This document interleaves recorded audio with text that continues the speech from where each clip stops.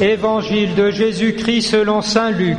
Les disciples qui rentraient d'Emmaüs racontaient aux 11 apôtres et à leurs compagnons ce qui s'était passé sur la route et comment ils avaient reconnu le Seigneur quand il avait rompu le pain. Comme ils en parlaient encore, lui-même était là au milieu d'eux et il leur dit « La paix soit avec vous ». Frappés de stupeur et de crainte, ils croyaient voir un esprit.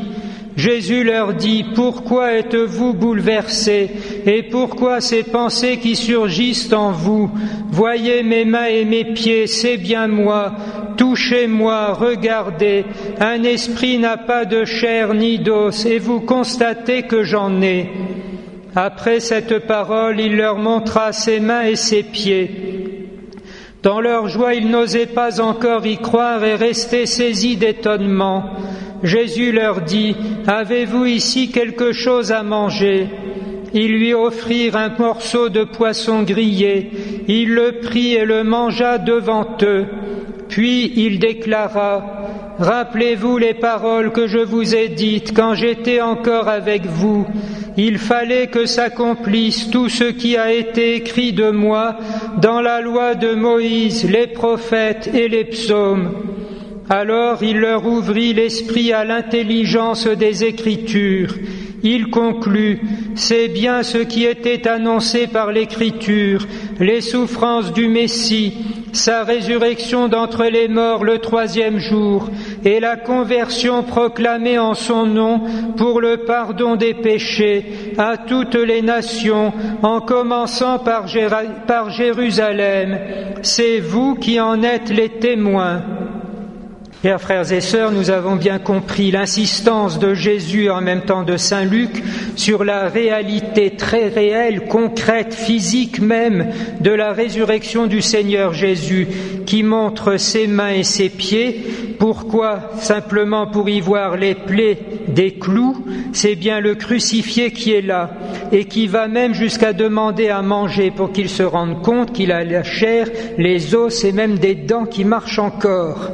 Cependant, Joseph Ratzinger Benoît XVI, dans son livre « Jésus de Nazareth », traitant au 2e tome de la Passion et de la Résurrection, fait un certain nombre de remarques, comme toujours extrêmement pénétrantes, et en particulier celle-là. Si l'essentiel de ce que l'on retenait était qu'en effet le cadavre de Jésus désormais est bien vivant, cela ne serait en fait qu'un événement stupéfiant d'il y a 2000 ans et finalement alors d'assez peu d'importance pour nous. Ce qui compte ici, c'est qu'il s'agit de Jésus-Christ, celui qui avait prétendu être Dieu et qui par sa résurrection le montre. Il ne vient pas précisément du séjour des morts comme un fantôme, comme au début le pensent les disciples, mais il vient de la plénitude de vie éternelle de Dieu, qui resplendit désormais aussi jusque dans son corps, et cela afin de nous participer sa propre vie. Tout le mystère du Christ, en effet, proclamé dans le « Je crois en Dieu » pour nous les hommes et pour notre salut. Ce n'est pas pour sa gloire que le ressuscité resplendit, mais pour nous partager la vie éternelle, d'où l'importance des repas dans les apparitions du Seigneur Jésus, allusion évidente à l'Eucharistie. Jésus est non seulement au milieu de nous, mais il se donne aussi en nourriture. C'était le début de l'Évangile, et c'est également ce que nous aurons à vivre pendant tout ce temps de l'Église jusqu'à la manifestation glorieuse. Mais peut-être la fine pointe de cet évangile est-il dans le fait que Jésus leur ouvre aussi l'esprit aux Écritures. Pourquoi ? Il s'agit que les apôtres dépassent leur propre expérience personnelle, subjective, disons émotionnelle ou peut-être même sentimentale. Tout cela est si intérieur et profond que c'est incommunicable. Or, il s'agit de communiquer à tous la bonne nouvelle.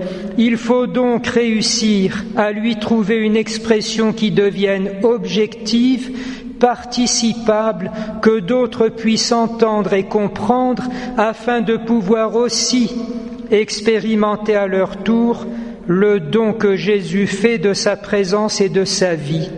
D'où le recours aux Écritures, comme on l'a vu aussi dans la première lecture.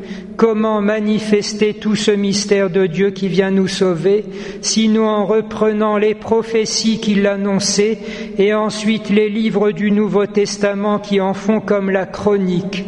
Tout cela, chacun peut s'en emparer et y réfléchir jusqu'à ce que du fond de son cœur, le Seigneur Jésus, de façon aussi ferme que douce, se fasse enfin reconnaître. On comprend alors pourquoi l'Évangile se termine par l'envoi des apôtres porter témoignage, de même que cette célébration de Pâques s'achèvera par la Pentecôte, l'irruption de l'Esprit Saint qui envoie, qui disperse la Sainte Église jusqu'aux extrémités de la terre et du temps. Alors seulement cette plénitude qui est dans le Christ aura pu passer dans le cœur de tous les élus, jusqu'à ce que, comme le dit saint Paul, Dieu soit enfin tout en tous.